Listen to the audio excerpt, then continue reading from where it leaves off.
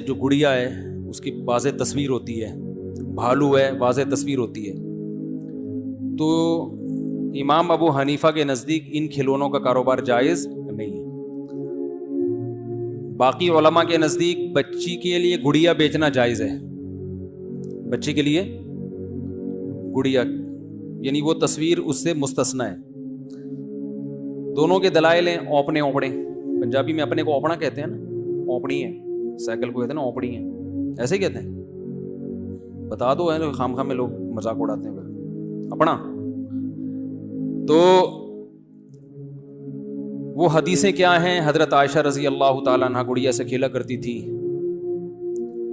تو اس سے استدلال کیا کہ نبی نے ان کو منع نہیں کیا. امام حنیفہ کی رائے یہ ہے کہ تصویر کے بارے میں جو احادیث ہیں اتنی شدید ہیں، اس میں کسی قسم کی تصویر کو مستثنی نہیں کیا گیا. جب ایک چیز کا تصویر ہونا ثابت ہو گیا تو جب تک اس کے جواز کی مضبوط دلیل نہیں ہوگی، ان کا ایک اصول ہے کہ وہ اس پہ جواز پہ فتویٰ نہیں دیتے. ان من اشد الناس عذابا یوم القیامۃ المصورون، سب سے سخت ترین عذاب کس کو ہوگا؟ تصویر بنانے والوں کو.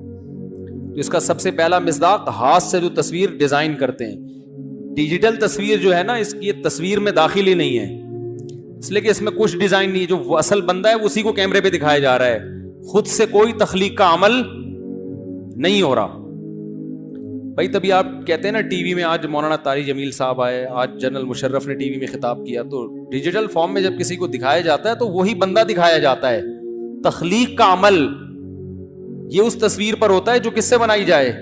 ہاتھ سے بنائی جاتی ہے. حدیث میں آتا ہے اس کے بارے میں کہا جائے گا کہ جب تمہیں بنایا تو اس میں جان بھی ڈالو. تو اور جو کیمرے سے تصویر کھینچ کے پرنٹ آؤٹ نکلتا ہے، اس میں دو رائے علماء کی. ہماری رائے میں وہ بھی ناجائز ہے جب تک شدید ضرورت نہ ہو. ضرورت کے مواقع مستثنی ہیں. تو امام صاحب کی رائے یہ، امام حنیفہ کی، کہ نبی حضرت عائشہ کے پاس جو گڑیا تھی وہ عرب کے دور کی گڑیا، اس کی تصویر کے بارے میں ہمیں نہیں ملتا کہ وہ چہرہ اس کا واضح تھا یا نہیں تھا. اس زمانے میں یہ تھوڑی جو آج کل مارکیٹوں میں پورا پتلا بک رہا ہوتا ہے، اس ٹائپ کی تھوڑی چیزیں ہوتی تھی. تو چونکہ جب اس کے بارے میں کوئی وضاحت نہیں ہے تو محض اس حدیث کی بیس پہ جائز ہونے کا فتویٰ نہیں دیا جا سکتا. لیکن دوسری طرف دوسرے علماء بھی ہیں، وہ کہتے ہیں وہ حرام ہے، لیکن اس لیے گنجائش دی گئی کہ بچیاں ہیں وہ ابھی سے گڑیوں سے کھیل دیں گی تو ان میں وہ اپنی فطرت پہ قائم رہیں گی. فطرت پہ قائم ایسے رہیں گی کہ ان کو پتا ہوگا کہ ہم بچی کا شوق گڑیا پال، اس سے پتا چلتا ہے عورت کی نیچر ہے بچے پالنا. آپ اس کی نیچر تبدیل نہیں کر سکتے. بچوں کو گڑیا پالنے کا شوق نہیں ہوتا، لڑکیوں کو ہوتا ہے. تو خدا نے جو اس کی نیچر میں جو چیز انسٹال کر دی ہو، آپ اس کو ماڈرن بنا کے اس عمل سے روکو کہ اتنے بچے ٹھیک نہیں ہیں. عورت کو گود میں بچہ چاہیے، پہلا والا بڑا ہو گیا دوسرا گود میں آنا چاہیے اس کی، یہ اس کی نیچر ہے. یہ فیملی پلاننگ والوں نے الو بنا کے الو بنایا پورے عورتوں کو بھی اور لوگوں کو بھی کہ ایکچولی یوں ہوتا ہے، ایکچولی اس سے یہ ہے، ایکچولی کچھ. بچہ ہونے سے عورت کی صحت بھی اچھی ہوتی ہے، اس کی نفسیاتی طور پر بھی خوش رہتی ہے. وہ بچے کی جو ایک مسکراہٹ ہے نا، ماں کے کلو کلو خون بڑھا دیتی ہے. ایسا سیب کھانے سے وہ خون نہیں پیدا ہوتا، کلیجی کھانے سے وہ خون نہیں بڑھتا. بچہ جب کھلکھلا کے ہنستا ہے نا تو ماں کا دل باغ گارڈن ہو جاتا ہے. انگلش میں گارڈن، باغ تو پرانا ہو گیا، دل کیا ہو جاتا ہے؟ گارڈن ہو جاتا ہے. تو اس لیے عورت کی گود میں بچہ اچھا بھی لگتا ہے، ہونا بھی چاہیے. اس سے وہ گھریلو بھی رہتی ہے اور خوش بھی رہتی ہے. 100 دفعہ وہ کہے مجھے نہیں چاہیے، لیکن اس کو چاہیے. وہ جھوٹ بول رہی ہے، وہ اس لیے کہہ رہی ہے کہ مجھے نہیں چاہیے. اس کو میڈیا نے ذہن خراب کر دیا اس کا. ورنہ جب پیدا ہوتا ہے تو کتنا خوش ہوتی ہیں، ایسے چیزیں سے لگا کے رکھتی ہیں، میرا لال، میرا منا، میرا پپو، میرا ٹٹو، پتہ نہیں کیا کیا. کبھی بھی تمیز سے اس کا نام، یہ کبھی کہا میرا ستار. عورت کا دل ہی نہیں چاہتا بچے کا تمیز سے نام لے، کیونکہ اس کو محبت اتنی ہوتی ہے، وہ محبت میں نام کو، ستار کو ستو کرے گی، وہ غفار کو غفو کرے گی. وہ محبت ہے، عشق ہے اس کو. جس چیز سے اتنا عشق ہو آپ اس سے وہی چیز چھین رہے ہو کہ یہ نہ ہو. تو یہ سب نیچر کے خلاف باتیں جو ساڑی عقل نہیں آتی. اس لیے فیملی پلاننگ والوں کے دلائل ہم کو نہ دیا کرو. ڈاکٹر بھی آ کے مجھے کہتے ہیں ڈاکٹر صاحب یہ اپنی تحقیق اپنے پاس رکھیں. میں ڈاکٹروں کی تحقیقات کو مانتا ہوں، لیکن وہ تحقیق جو نیچر کے خلاف ہو، کو اٹھا کے دیوار پہ پھینک دو. سمجھتے ہو کہ نہیں سمجھتے؟ تو ویسے بھی ڈاکٹروں کی بھی یہی تحقیق ہے جو میں بتا رہا ہوں کہ عورت کے لیے بچے سے بڑی نعمت کوئی نہیں ہے. اور یہ نہیں کہ 2 بچے, گود میں بچہ ہونا چاہیے, خوش رہے گی وہ. میری دلی خواہش ہے کہ اللہ مجھے شہادت کی موت نصیب فرمائے, آمین. لیکن تھوڑا سا وہاں جا کے ادھر ہی پٹ آ جائیں یار. ہماری بھی تمنا ہے لیکن تھوڑا ہم چاہتے ہیں کہ تھوڑا سا کچھ دین کا کام کر کے اللہ ہمیں کیا دے, شہادت. جذباتی لوگ ہوتے ہیں نا وہیں پڑ جاتے ہیں. اچھا بھائی مفتی صاحب میرے بڑے بھائی, ایک اور بات کر رہا تھا یار, وہ سوال میں پورا نہیں کمپلیٹ ہوا ابھی, جنہوں نے سوال پوچھا تھا. ہاں تو گڑیا کی بات چل رہی تھی, تو اس لیے احتیاط اسی میں ہے کہ بچیوں کو بھی کچھ گڑیا اگر دینی بھی ہے نا, میں جب بچی کے لیے کوئی گڑیا خریدتا ہوں تو آنکھیں اس کی نکال دیتا ہوں. تصویر کیا ہو جاتی ہے, مسخ ہو جاتی ہے. آنکھ نکال دیں اور ناک پہ, بچوں کو تھوڑی اتنا بس وہ بوتل کو گڑیا بنا لیتی ہیں, پانی کی بوتلیں لے کے بچیاں گھوم رہی ہوتی ہیں, ان کو جھولا دے رہی ہوتی ہیں. بچیاں تو بڑا گھر کی رونق ہوتی ہیں, تو اس طرح کی کوئی چیز دلا دیں. کل میں لے کر گیا بچوں کو کھلونے دلانے, تو بچی پیچھے پڑی ہوئی تھی کہ گڑیا گڑیا. میں نے کہا بیٹا تصویر تو حرام ہے. کہہ رہی میں آنکھوں پہ پٹی باندھ دوں گی اس گڑیا کی. بچے بھی ہمارے نیم مفتی بن چکے ہیں. وہ کہنے لگے میں اس کی آنکھوں پہ کیا باندھوں گی, پٹی باندھ کے. کیسی گھر کی رونق ہوتی ہیں بچیاں, گڑیا کھلونوں سے کھیلتی ہیں. جن کے گھر میں بچے نہیں ہیں بھائی, ان کے گھر ویران ہے. میرا بہت جانا ہوتا ہے بڑے بڑے گھروں میں, 1000 گز کے بنگلوں میں, بندے ہی نہیں ہیں یار. کہتا ہوں چھوڑو یار, اس سے وہ غریب کا 2 کمروں کا گھر اچھا ہے جو بچوں سے بھرا ہوا ہو. آپ اگر غریب پہ ترس کھاتے ہو نا, اتنے بچے ہائے کیسے پالتا ہے, تو غریب کہے گا میری تو نعمت, مجھے تو سکون انہیں کو دیکھ کے ملتا ہے. اور تم 1000 کے بنگلوں میں بھی تمہیں سکون اس لیے نہیں ہے کہ تمہارے یہاں بچے نہیں ہیں. ابے اتنے بڑے بڑے بنگلے رکھے ہیں, اس میں تو ہول سیل کے حساب سے بچے ہونے چاہیے. دراز کھولو بچہ نکلے, ادھر سے پھر خوشی ہوگی. دیواروں اینٹوں سے خوشیاں نہیں ملتی, یہ کھاتی ہیں دیواریں. جتنا بڑا گھر ہوگا نا, افراد نہیں ہوں گے, وہ گھر کھائے گا آپ کو, گھر کھائے گا, دیواریں کھائیں گی. اور ابھی جوانی میں کم کھا رہی ہیں, جب بوڑھے ہو جاؤ گے نا تو میری باتیں یاد آئیں گی, بولیں گے مولوی صحیح بولتا تھا. بڑھاپے میں پیسے نہیں کام آتے, بڑھاپے میں اولاد کی محبت چاہیے, جو آپ کا, جن کی خوشیاں آپ دیکھو, جن کے جو عید بقرعید پہ آپ سے آگے ملیں, جو آپ کے پاس بیٹھا کریں, پوچھا کریں آپ کو فون کر کے, اور سامنے آگے بیٹھا کریں.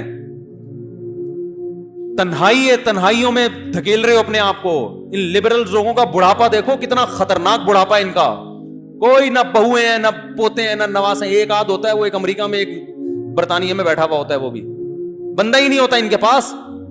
اور ایک آدھ بندہ ہے. بوڑھے کو تو بچے زیادہ چاہیے, اس کو زیادہ, اس کو لالچ ہوتی ہے بچوں میں. تو پوتے نواسے اس کے تو ہول سیل کے حساب سے ہوں گے. میں نے اکثر نیو کراچی کا, ہمارے نیو کراچی والے موسیٰ بھائی بیٹھے ہوئے ہیں, آپ بتاؤ موسیٰ بھائی, وہ جو بوڑھے میاں, میں جب نیو کراچی میں امامت کرتا تھا, باہر نکل کے بیٹھتا تھا, ایک بوڑھے میاں تھے, 80 سال ان کی عمر. میں جب بھی نکلتا نا, مجھے کہتے ادھر آ بیٹھ, ذرا فری تھے ہم سے, میں بیٹھ جاتا. بولتے امام صاحب کے لیے دودھ پتی لے کر آ. کوئی بچہ جا رہا ہوتا نا, اس کو بولتے یہ گواہ ہے موسیٰ بھائی, امام صاحب کے لیے کیا لے کر آ, دودھ پتی لے کر آ. ہم بیٹھے ہوئے, ہم بھی گھننے بن کے بیٹھ جاتے تھے, ہم فری پکڑ میں آ رہی ہے, دودھ پتی پی بھائی. پھر گزرا, ادھر ادھر, ابے جا امام صاحب کے لیے بوتل لے کر آ, ابے جا. ہر وقت آرڈر, جیسے ریموٹ کنٹرول سے نہیں. میں نے کہا یہ محلے کے لڑکے لونڈے لپاڑے, یہ آپ کے اتنے فرما بردار, یہ میرے دشمن نہ ہو جائیں کہ یار امام صاحب ادھر آ کے بیٹھتے ہیں اور ان کا ریموٹ کنٹرول سسٹم شروع, ادھر آ بھائی یہ لے کر آ, ادھر آ بھائی لے کر جا, گھر سے یہ لے کر آ, جا گھر سے یہ لے کر. میں نے کہا محلے کے لوگ اتنے کہہ رہے ہیں, محلے کے نہیں, میرے پوتے نواسے وہ اولادیں ہیں سارے. سمجھ میں نہیں آ رہی بات. حالانکہ ان کی صرف ایک تھی. کہہ رہے میں نے بچوں کی شادیاں جلدی کی ہیں, تو آج میرے ہول سیل کے حساب سے پوتے 60 کے قریب تھے ان کے پوتے نواسے ملا کے ٹوٹل. پھر انہوں نے کہنے لگے امام صاحب مروں گا جو جنازہ بڑی دھوم سے اٹھے گا.